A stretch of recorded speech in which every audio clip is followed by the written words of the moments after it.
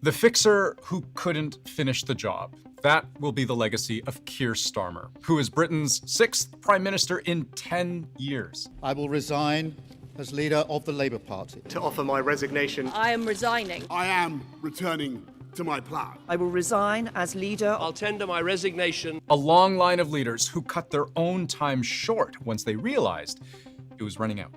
I have heard the answer of my parliamentary party to that question. And I accept that answer with good grace. When Keir Starmer was first elected just 2 years ago, he had swept in on an almost impossible wave. The headlines trumpeted Starmer's landslide victory, crowning him as the architect of the Labour Party's triumphant comeback. Comeback because his party was crawling on its hands and knees. He was the steady hand that lifted it up until, very steadily, everything came crashing back down. I'll show you how.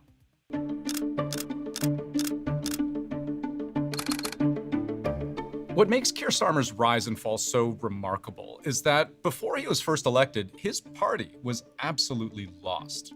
Jeremy Corbyn has suffered a huge defeat. Going down below 200 seats would be the party's worst result since the Second World War. In 2019, Labour had suffered a humiliating election defeat under Jeremy Corbyn. It lost unlosable seats in ridings that had voted Labour for generations. Labour previously? Previously, yeah, not anymore. The question then wasn't so much, is the party defeated? It was, is the party dying? I inherited a Labour Party that was politically, financially, and morally bankrupt. The party that Keir Starmer inherited in 2019 had just suffered its worst defeat in a generation. It had been rejected by many of the voters who had traditionally been Labour supporters. Starmer strode onto the scene at a time when the party needed someone with a firm grip on the wheel. An internal civil war was ripping it apart. It was dealing with a major anti-Semitism scandal. The economy was sputtering. Brexit was still a sore spot. But I think it's telling that even as Starmer stood at the ready to save the day for Labour, the headlines were still depressing as all hell. Britain's best hope is a PM with the charisma of frozen peas. Polls said Keir Starmer was incompetent, but he won the UK election anyway. Starmer was never the knight in shining armor. He was almost the designated driver, someone who was just sober enough to settle on.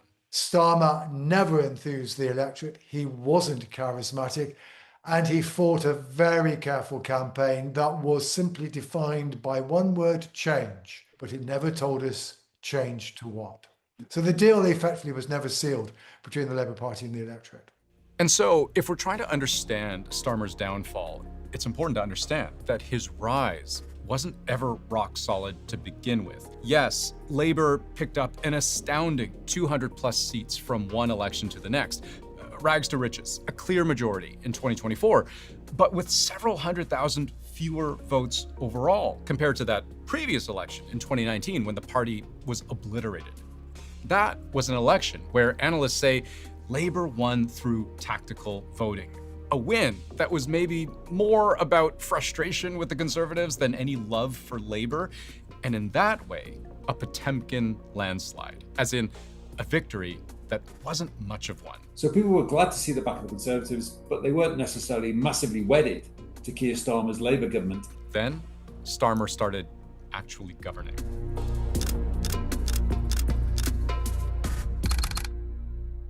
What I don't want to do is give you the impression that Starmer has nothing to show for 2 years in office. The biggest uplift in defence spending since the Cold War. Small boat crossings falling. Asylum hotels closing.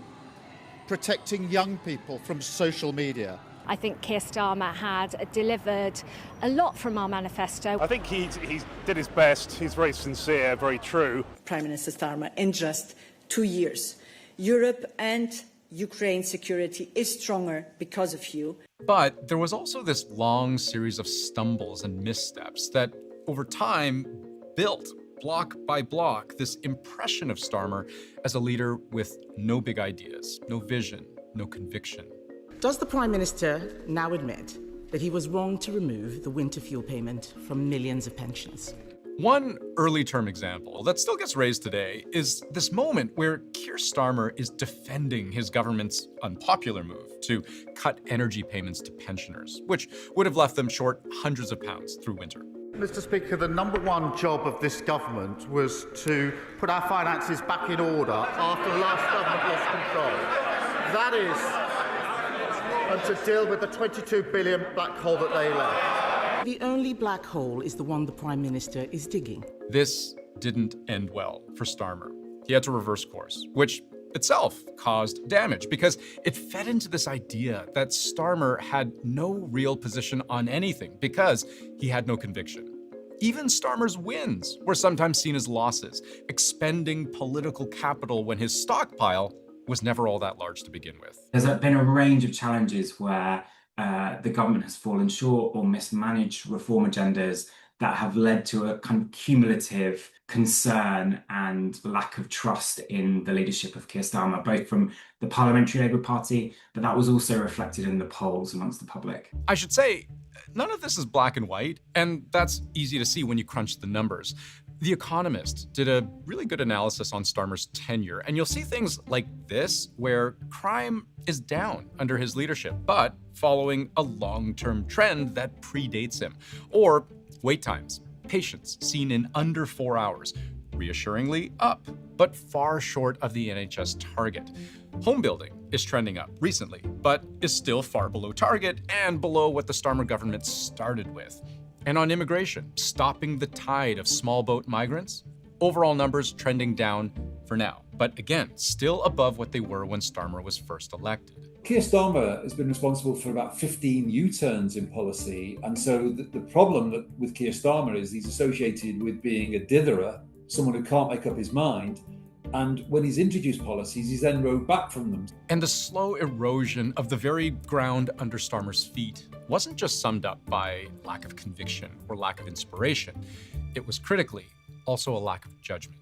Starmer is now fighting for his political survival over his appointment of a man named Peter Mandelson to be the UK ambassador to the United States. It was known at the time that Mandelson had been an associate of Jeffrey Epstein. The appointment of someone with known ties to Jeffrey Epstein as the UK's ambassador to Washington is one of those few things that was serious enough to potentially end Starmer's prime ministership. Keir Starmer said herself it was a failure in judgment to appoint Peter Mandelson. But I think the thing that really led to the Mandelson scandal causing so much damage was that it was another failure or misjudgment on the back of many of the challenges. But even then, it was hard to say which was worse, that the appointment had been made to begin with, or that Starmer didn't even realize Mandelson had failed security checks.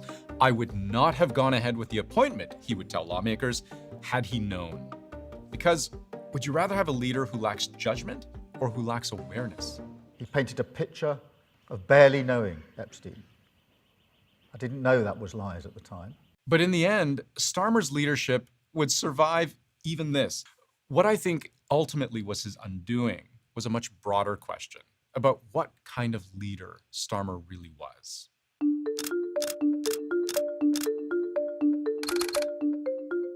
Walking up this street 2 years ago was the proudest moment of my life. Keir Starmer has never been known as a particularly rousing communicator. I think at best, people saw his delivery as straightforward and pragmatic, but more often it just came across as bland and boring. The chance to change the lives of millions of people for the better. That's what I came into politics for. And when you're prime minister of one of the most historically influential global empires in modern history, photos like this just aren't the greatest look. Donald Trump dropping papers at a G7 leaders summit around this time last year, and there was Keir Starmer stooping down to clean the mess Trump had just made. We just signed a document. This is, sorry about that. This is it. A very important document.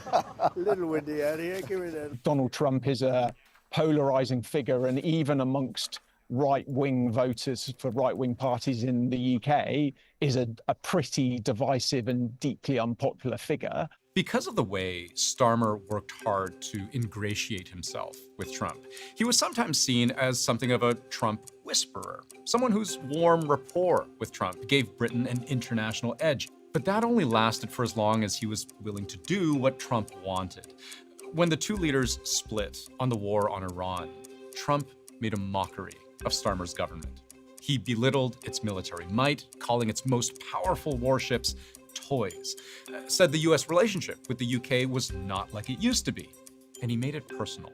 This is not Winston Churchill that we're dealing with. I think what we've seen is President Trump stop favouring Starmer both in the personal relationship and the UK in terms of preferential treatment on tariffs or other issues. And domestically, I think voters increasingly felt that Starmer was a bit too much of a supplicant to Trump and to the US, and that we should have been standing up as a country a little bit more for our own interests. By the time the most recent slate of local elections in Britain rolled around this past May, the writing on the wall was becoming much clearer.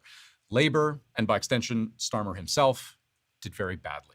The results from local elections could leave the British Prime Minister on even shakier political ground. The governing Labour Party has lost seats in councils across the country. This dissatisfaction came to a boil just a couple of days ago, when reports emerged of a huge swell of MPs from Starmer's own party who were pressing him for a timetable to leave as leader. And yesterday, the nail in the coffin. A post from Donald Trump on Truth Social denying Starmer even the dignity of making his own announcement, almost a full day before Starmer would pull the trigger himself. And all of this momentum, I should say, made all the more inevitable by the fact that Starmer is so readily replaceable.